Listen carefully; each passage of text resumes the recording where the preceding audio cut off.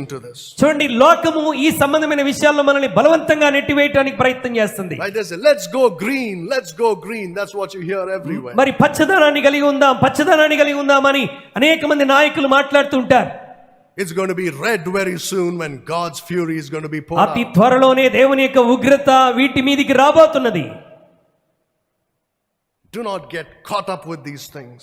ఈ విధమైన ఆలోచనలో మనం చిక్కుబడకూడదు. Another very serious thing that you should consider మనం గ్రహించవలసిన మరొక ప్రాముఖ్యమైన విషయం ఏంటంటే is the world's idea about inner peace and health. మరి మన హృదయంలో కలిగి ఉండవలసిన సమాధానం, ఆరోగ్యం గురించి లోకం ఇచ్చే ఆలోచన ఏంటంటే, The world says your inner peace is very important. నీ అంతరంగిక సమాధానం చాలా ప్రాముఖ్యం. Don't look for it here and there. నీవు దాని కొరకు అటు ఇటు వెళ్ళకూడదు. Don't look for salvation to heaven.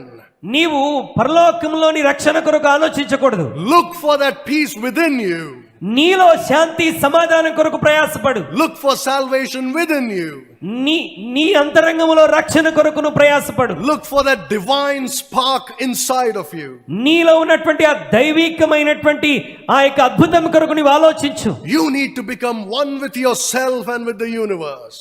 నీకు నీవే ఒక నెమ్మదిని నీ అంతరంగంలో కలిగి ఉండడానికి ప్రయత్నం చేయి. You should be united with the universe. నీవు లోకముతో మరి యొక్క ప్రపంచంతో నువ్వు కలిసిపోవాలి. Then you will experience peace inside. అప్పుడు మాత్రమే నీ లోపల నువ్వు శాంతిని కలిగి ఉండగలవు. Many gurus have risen who offer this peace. చాలా మంది గురువులు ఈ యొక్క సమాధానాన్ని ఇవ్వడానికి ప్రయాసపడ్డారు. They say you have to do some inner engineering. నీవు నీ అంతరంగంలో ఒక దీక్ష చేయాలి, తప్పకుండా సమాధానాన్ని పొందుకుంటావు. You must build yourself from inside out. నీవు నీ లోపల నుండి నీ జీవితాన్ని నువ్వు కట్టుకోవాలి. And you will find peace inside. అలా చేయటం ద్వారా నీవు శాంతిని సమాధానాన్ని పొందుకుంటావని చాలా మంది గురువులు ఋషులు చెప్తుంటారు.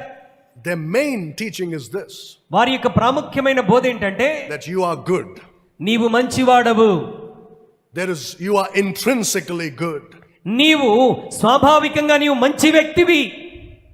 Don't ever let anyone tell you you're bad. నీవు చెడ్డవాడవని ఎవరు నిన్ను వేలెత్తి చూపించే విధంగా నీవు కాదు, నీవు మంచివాడవని లోకం చెప్తుంది. Don't let anyone say you're a sinner. నీవు పాపివని ఎవరు చెప్పినా ఒప్పుకోవద్దని వాళ్ళు బోధిస్తూ ఉంటారు. You're not only good, నీవు మంచివాడివే కాదు, but you are God basically. నీవు దేవుడివి అని చెప్తూ ఉంటారు. You have God inside of you. నీ లోపలే దేవుడు ఉన్నాడని చెప్తూ ఉంటారు. You have to find that and become one with that God. కనుక నీలో ఉన్న దేవుణ్ణి కనుగొని నువ్వు దేవుడిలాగా ఉండాలి. Divinity is what they're after. మరి వారు ఆ విధంగా దైవత్వాన్ని గురించి బోధిస్తూ ఉంటారు. So for that you need to believe in yourself. అందుకొరకు వాళ్ళు చెప్పేటువంటి మాట ఏంటంటే, నీ యందు నీవే నమ్మకాన్ని కలిగి ఉండాలి.